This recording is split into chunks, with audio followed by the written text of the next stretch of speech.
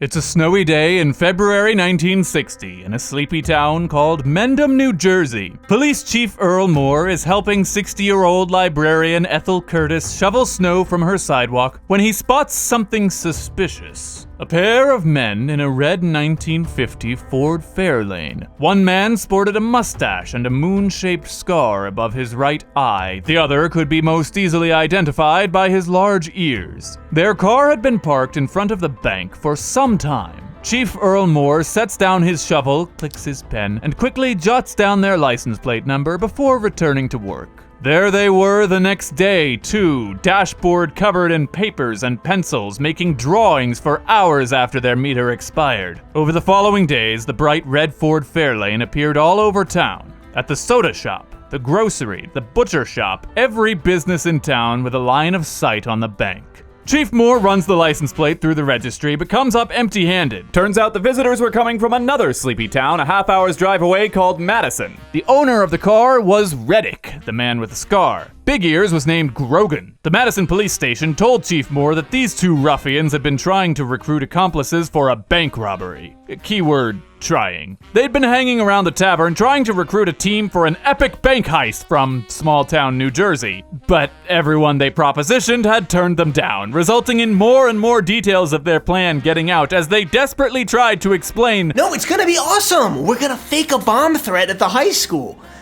Hypothetically, of course. No one's been dumb enough or drunk enough to say yes, but Chief Moore decides it's better to be safe than sorry. He pulls aside the bank manager, and anyone working within eyesight of the bank says not to cause a fuss, don't alarm anyone, just every couple hours could they remember to take a look at the bank and call the station if they see a red Fairlane.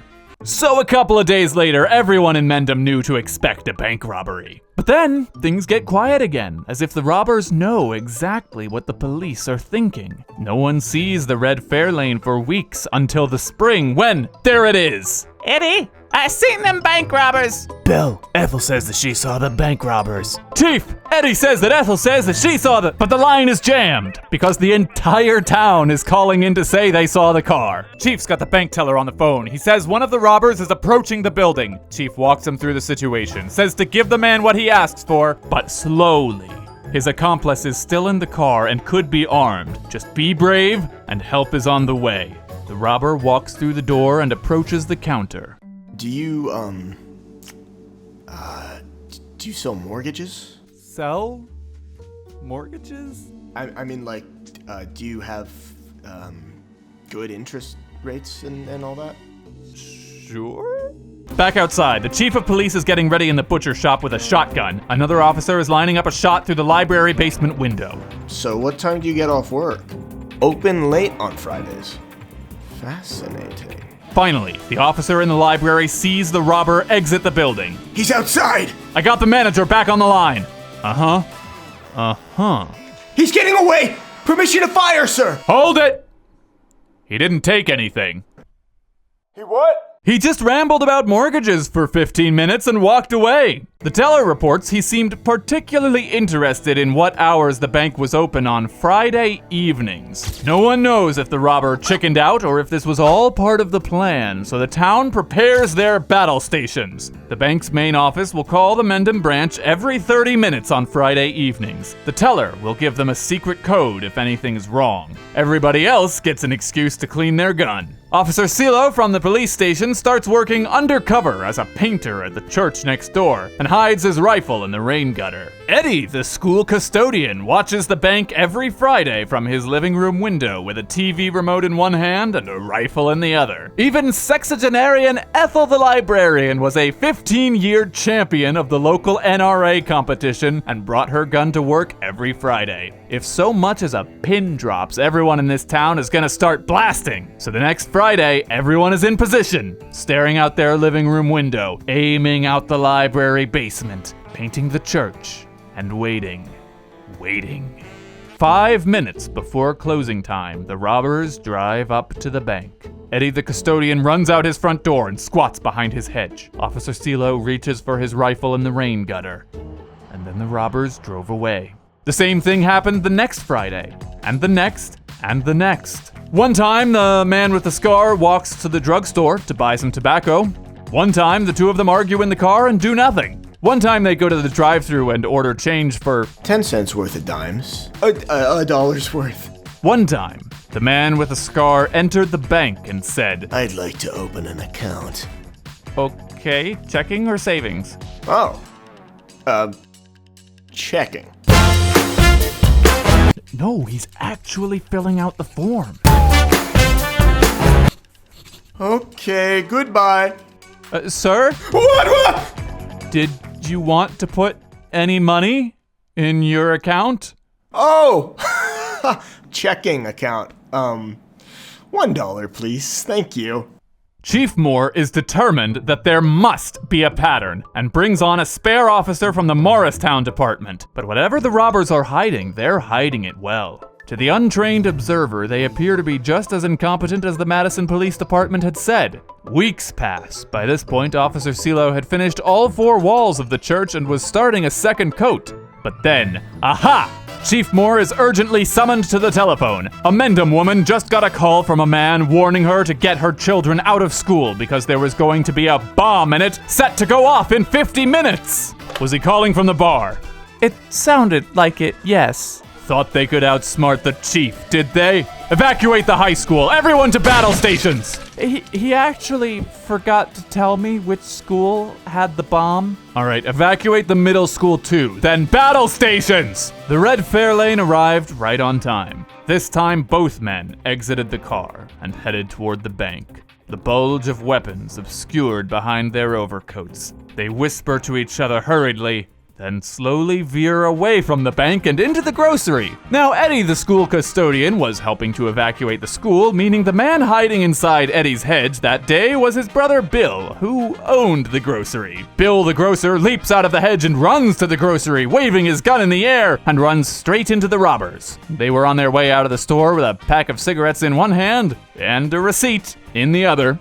Hiya, says Bill, hiding his gun. Hiya. Say the robbers, walking back to their car and driving out of town. It has been months, and these daggum bank robbers still haven't got the nerve to rob the friggin' bank. An argument at Mendham Town Council breaks out over whether they can arrest these boys on charges of conspiracy to rob a bank, but the townsfolk decide this is America, home of the freest people in the world, and Americans don't arrest folk for thought crimes. Or bomb threats, apparently. And thus, many, many more Fridays passed. The criminal duo was now so famous that the police station would get calls while the red Fairlane was still 8 miles out of town. As time went on, red 1950 Ford Fairlane must have gone over the telephone enough times to turn into red car because people started reporting it in multiple places heading in 2 or 3 different directions. And at the same time, the defense force began to slack.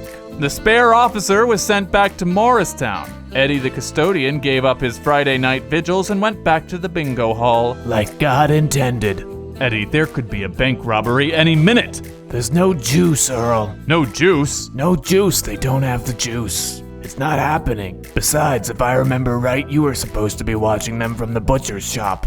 I mean, I can see the bank okay from here. It's another snowy day, nearly 2 years since the red Fairlane first came to town. Officer Silo is living his dream, painting the backside of the church, where he can't see the robber's car pulling up to the bank. The library is closed because Ethel's got the flu. Bill the grocer is at a grocer's convention in Phoenix. Chief Moore is caught in a Chamber of Commerce meeting. Only Murph the butcher sees both men enter the bank. He reaches for his phone to call the station, but he can't get through. It just so happened a pair of FBI agents had come to town and tied up both of the station's phone lines at the exact same time that the robbers finally made their move. Inside the bank, an exact transcript of the robbery. This is a stick-up and I have cancer. I'm desperate and I don't care what happens. That's right! He's got cancer and he doesn't care! Put all the money into the bag and make it quick. I forgot the bag! All would have been lost if Murph had not heroically sent his bag boy to run down to the station in person for what could have been another false alarm. I love International Bring the FBI to Work Day, don't you? It's my very favorite day. It's the robbers! Get Chief Earl! Yes, everything's perfect here.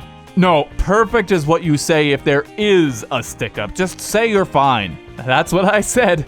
Just perfect. No problems at all. Okay. Perfect. I can let you have this? That'll do great. Put all of your money into that and make it fast. By God. All this time, they told us exactly how they do it. We cried wolf. We wore ourselves down. And they chose today? Is there a mole? Or are they just living inside our heads? You sit on that. You got some string or something? While the bank teller was helpfully tying himself up with string foraged from his office filing cabinet, Chief Moore had finally set up in the library basement window and gotten a clean shot on the bank entrance. When just then, the entire membership of the Mendham Ladies Garden Club pulled up in front of the bank, completely obscuring the bank's entrance and the robber's getaway car at the exact moment Reddick and Grogan stepped out the door. The ladies scream. The robbers scream. Grogan runs back inside the bank. Reddick drops the sack of money and sprints for the car, hands in the air, screaming, No! It wasn't me! It's not me! Reddick is just about to start the car when the FBI comes to the rescue. One of the agents, quote, barged through the screaming ladies like a snowplow and leaped atop the hood of the Ford Fairlane, pointing a gun through the windshield. You're one smart cookie, all right, but you're no match for the strength and determination of the United States Police. Good work, FBI. Good work, CeeLo. I thought CeeLo was with you. I thought he was with you. Officer CeeLo was in fact 200 feet away, still painting, having never heard a single thing.